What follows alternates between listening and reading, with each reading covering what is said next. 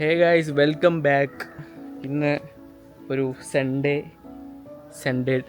ആയിട്ട് വീട്ടിൽ സ്റ്റക്കായിരിക്കുന്നു ഞാനാണ് ഗായ്സ്.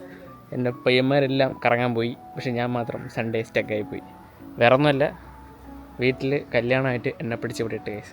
അപ്പോൾ ഒരു കല്യാണത്തിന് പോകാനായിട്ട് വേറെ ആരുടെ അല്ല, നമ്മുടെ നെയ്ബർ, അതായത് അതോ ആ കാണുന്ന അവിടെ ഒരു വീടുണ്ട്. അവരിപ്പോഴും അവിടെയല്ല താമസം, പക്ഷേ അവർ വേറെ സ്ഥലത്താണ് താമസം. അപ്പോൾ ആ കല്യാണത്തിന് പോകാനായിട്ടാണ് എന്നെ വീട്ടിൽ ലോക്കാക്കി വെച്ചിരിക്കുന്നത്.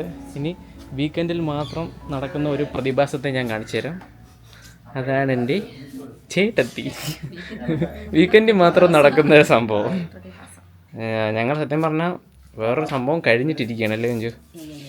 അത് സാറ്റർഡേ സൺഡേ കൊണ്ട് നടന്ന ഒരു പരിപാടിയാണ്.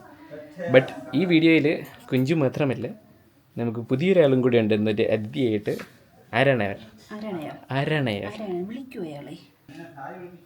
ഓ, എനിക്കൊരു അമ്മച്ചിയുണ്ട് സുഹൃത്തുക്കളെ. സത്യം, ചുരിദാറിട്ട് കണ്ടാ മതി.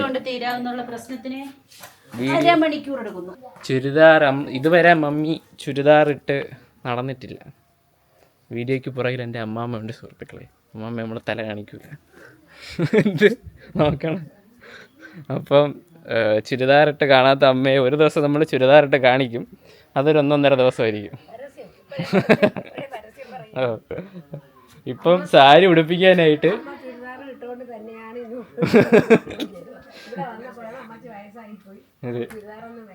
ഒരു അമ്മയുടെ രോദനമാണ് നിങ്ങൾ കേൾക്കുന്നത് മകളെ പറ്റിയിട്ടുള്ള. വന്ന സമയത്ത് ചുരിദാറിട്ട് വന്ന അമ്മച്ചി ഇപ്പം ചുരിദാറിടാതെ സാരി മാത്രം എടുത്തോണ്ട് നടക്കും. നമുക്ക് ഒരു ദിവസം നമുക്ക് അമ്മച്ചിയെ ചുരിദാർ ഇടിപ്പിക്കണം.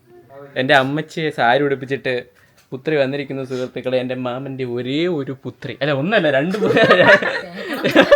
മാമൻ കേട്ടപ്പോൾ വെട്ടും. സോ ഇതാണ് അർച്ചന, കോളേജിലെ ചെയർപേഴ്സൺ ആണല്ലേ. വരും, പിന്നെ മത്സരം നടക്കണേ ഉള്ളൂ. അപ്പം എന്തായാലും എവിടെയും കൊണ്ട് അവൾക്ക് അറിഞ്ഞൂടാത്തൊരു കല്യാണത്തിന് അവിടെയും കൊണ്ട് നമ്മൾ പോവുകയാണ്.